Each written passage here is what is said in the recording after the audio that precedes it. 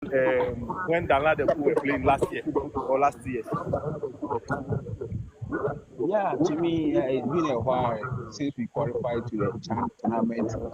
And to me, I know this squad will make a difference. I know they'll qualify to the CHAN tournament. I have confidence in them, and I know that they can qualify.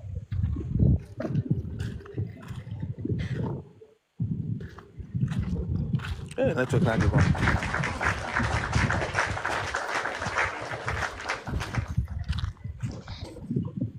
Are you okay?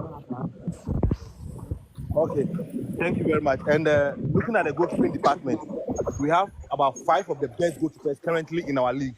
The likes of Apia Kubi, Benjamin Asari, Frederick Asari, and then this guy. Oh, his name again. The guy from Samatex, what's his name? Siban and Co. Who do you think stands the chance of being the number 1? Yeah, to me, I think any of them can start because seeing how they are performing in the league, I think anyone who will be selected can make amends on that day. So I think all of them deserve to start the game. Okay, thank you, CJ1. Thank you. Romeo Minilewi. Kai.